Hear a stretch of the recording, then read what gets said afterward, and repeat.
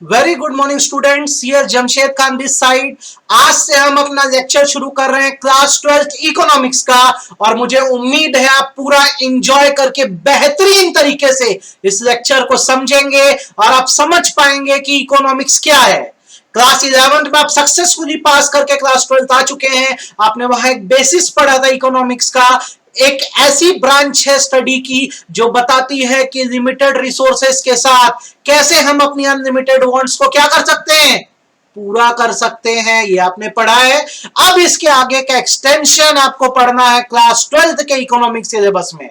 Start करने से पहले मैं आपको सिलेबस बता दूं अभी एग्जाम में आपका क्या है। बोर्ड में दो पार्ट में बेटा इकोनॉमिक्स डिवाइडेड है। पार्ट ए को हम कहते हैं मैक्रो इकोनॉमिक्स और पार्ट बी को हम कहते हैं Indian economic development. 40 marks each का है और 20 मार्क्स का आपका प्रोजेक्ट वर्क है।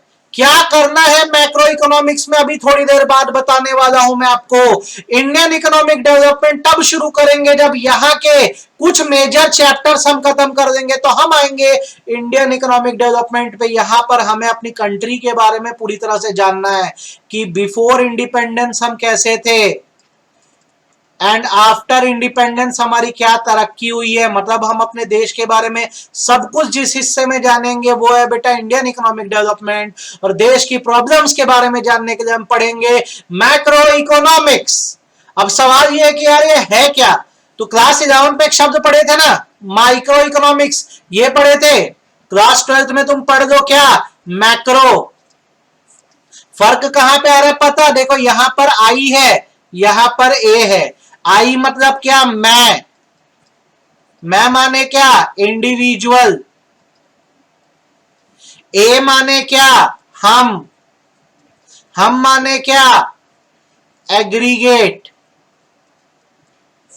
फर्क क्या है, माइक्रो इकोनॉमिक्स वो है जो स्टडी करता है इकोनॉमिक इश्यूज ऑफ इंडिविजुअल। एक आम आदमी की दिनचर्या में होने वाले इश्यूज को स्टडी करने वाली हम पढ़ाई को कहते हैं माइक्रो इकोनॉमिक्स। जैसे कि इंसान क्या कमा रहा है, कमाई को क्या बोलते हैं, इनकम, है ना। तो वो उसकी कमाई है ना, तो इसको हम क्या बोलेंगे, इंडिविजुअल इनकम। उसकी कमाई कितनी है। एक इंसान जब मार्केट में जाता है तो क्या डिमांड करता है, तो कैसी डिमांड हुई, इंडिविजुअल। मुझे कुछ चीजें पसंद होगी, कुछ नहीं पसंद। एक बिजनेसमैन सप्लाई करता है तो उसको आप क्या बोलोगे, इंडिविजुअल सप्लाई बोलोगे। ठीक बात है। अब अगर इसी को मैक्रो एक्सपेक्ट पे देखना है तो इसका मतलब क्या होता है, इकोनॉमिक इश्यूज कंसर्निंग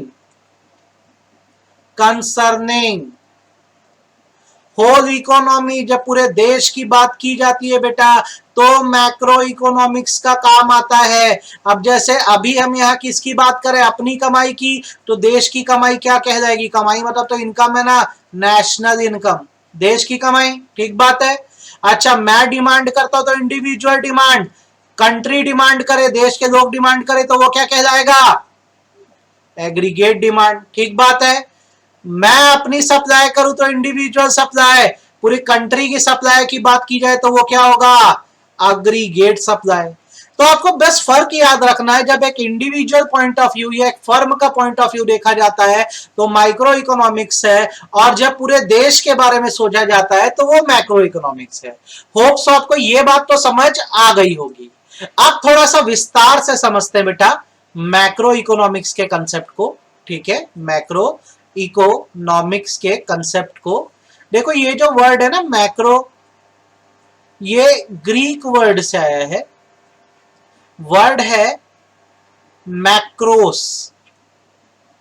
ठीक है, मैक्रोस मतलब होता है पूरा, होल, पूरा पूरा। अब जब मैं इसको इकोनॉमिक्स में जोड़ देता हूं तो मैक्रो इकोनॉमिक्स का क्या मतलब बनता है पता है आपको, macro economics is that branch of economics which is concerned with economy as a whole। अब यहां पर किसी एक इंसान की परेशानी या दिक्कत से मतलब नहीं है, हम पूरे देश के बारे में सोच रहे हैं कि पूरे देश की कमाई कितनी है, पूरे देश के खर्चे कितने, पूरे देश की डिमांड कितनी है, पूरे देश की सप्लाई कितनी है। तो इसमें जो मेन इश्यूज देखा जाता है वो है नेशनल इनकम, देश की कमाई अच्छे से हो रही है कि नहीं हो रही है। यहां पर देखा जाता है इन्फ्लेशन का इशू, देखा जाता है महंगाई दर तो नहीं बढ़ रही है। यहां पर देखा जाता है एम्प्लॉयमेंट की समस्या को, कि लोगों को नौकरी मिल रही है कि नहीं मिल रही है। तो कट शॉर्ट करके बात करूं तो जब आप अपनी इंडिविजुअल नीड्स की स्टडी कर रहे थे, जो father of economics Adam Smith ने निकाली है, तो वो माइक्रो इकोनॉमिक्स था। और जब आप पूरे देश के बारे में सोच रहे हो तो वो मैक्रो इकोनॉमिक्स है। इसमें जो मेन ध्यान दिया जाता है इश्यूज किस पर, नेशनल इनकम, इन्फ्लेशन, एम्प्लॉयमेंट याद रखना। और इसमें कुछ कंसर्न है, आप इसे अजम्पशन भी बोल सकते हो कि जब माइक्रो इकोनॉमिक्स का प्रयोग किया जाता है या इसके इस्तेमाल किया जाता है तो कुछ अजम्पशन है। Assumption number 1, welfare of all resident, जितने भी देश के नागरिक हैं, कहां के, भारत के, चाइना के नागरिक का हम क्या करेंगे, इंडिया में जितने रेसिडेंट है सबका वेलफेयर हो, सबको रिसोर्स का प्रॉपर डिस्ट्रीब्यूशन हो, कोई भूखा ना सोए। और दूसरी चीज, government can improve and solve the economic problems. जो भी देश की इकोनॉमिक प्रॉब्लम है यह माना जाता है कि सरकार उसको क्या कर सकती है, सॉल्व कर सकती है। ये मैक्रो इकोनॉमिक्स आपका बेसिकली बेटा कहता है, आपको ये समझना होगा और ये बात ध्यान रखनी होगी। अभी भी नहीं समझ आया तो और डिटेल में समझाता हूं, देखो समझ आ जाएगा। ये है आम आदमी का दिमाग, जमशेद जी का दिमाग, ठीक है। इनका दिमाग क्योंकि कॉमर्स स्टूडेंट है तो अक्सर पैसे में लगा रहता है, तो इनके पास अभी 1,00,000 रुपए की है इनके पास। इससे ज्यादा पैसा भी 2-3 महीने बाद तक आने वाला नहीं है। अब इस 1,00,000 में करना क्या क्या है, इनको अपना घर भी चलाना है, ठीक है, अच्छा लोन भी पे करना है अलग अलग, इनको एंटरटेनमेंट भी चाहिए, एंटरटेनमेंट भी चाहिए, नेटफ्लिक्स वेटफ्लिक्स का ये क्या करेंगे, सब्सक्रिप्शन देंगे, खाने पीने में जबरदस्त खर्चा करते, शक्ल देख लो अच्छे खासे हट्टे कट्टे हैं। तो यार यहाँ पे देखो रिसोर्स क्या है, लिमिटेड है ना। पर जमशेद जी की ख्वाहिशें क्या हैं, अनलिमिटेड है, ठीक बात है। अब वो इस पैसे को या तो एक जगह लगा दे, सब जगह लगा दे, तो ये क्या है, ऑल्टरनेटिव यूज। जितने भी रिसोर्स है उनका यूज क्या होता है, ऑल्टरनेट होता है। तो ये तो इनका पर्टिकुलर पॉइंट ऑफ व्यू हो गया ना, तो तुम इसको माइक्रो कहना, माइक्रो इकोनॉमिक्स है, एक इंडिविजुअल के पॉइंट से सोचा जा रहा है। अब जमशेद जी जैसे करोड़ों लोग देश में, 135 करोड़ की हमारी आबादी है, तो अगर 135 करोड़ की आबादी है तो मुद्दे ये नहीं रह जाते कि खाना, घर, कपड़ा, मुद्दे इससे बड़े हो जाते हैं। फिर देखा जाता है देश में महंगाई कितनी है, क्योंकि अमीर लोग तो खरीद लेंगे सामान, गरीब कहां से खरीदेगा, है ना। अच्छा उसके बाद सबको नौकरी मिल रही है कि नहीं मिल रही है, पॉवर्टी लेवल क्या है, पब्लिक एक्सपेंडिचर कितना है, सरकार कितना खर्चा जनता के पीछे करती है। तो ये तो बड़े लेवल की बातें हो गई। तो मेरी जो सोच है वो छोटी सोच, माइक्रो इकोनॉमिक्स।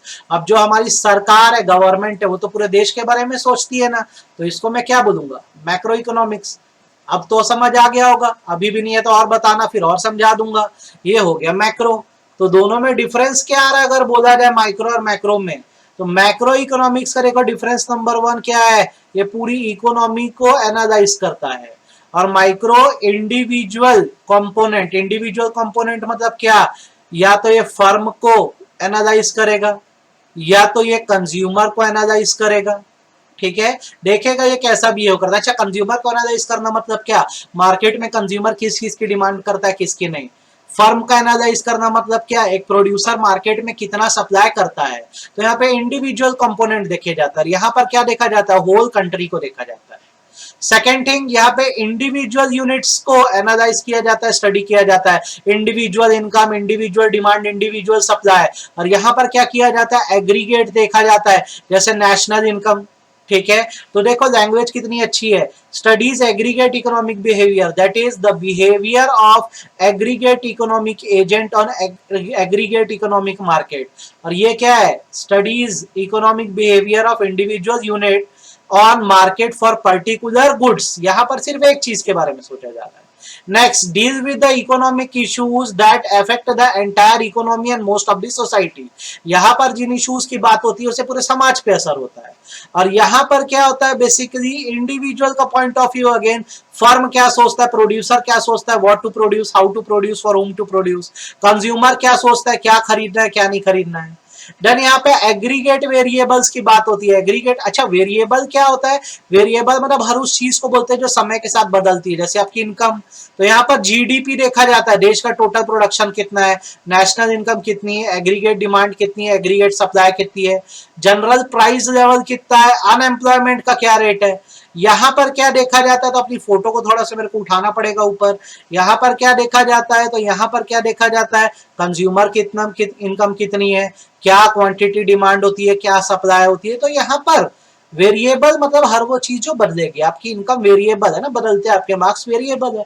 तो मैक्रो इकोनॉमिक्स में एग्रीगेट देखा जाता है पूरा पूरा, और माइक्रो में क्या किया जाता है, इंडिविजुअली देखा जाता है। तो आज आपने जो पढ़ा है वो क्या पढ़ा है, आपने माइक्रो और मैक्रो के बीच का डिफरेंस पढ़ा और मैक्रो इकोनॉमिक्स का मतलब समझा।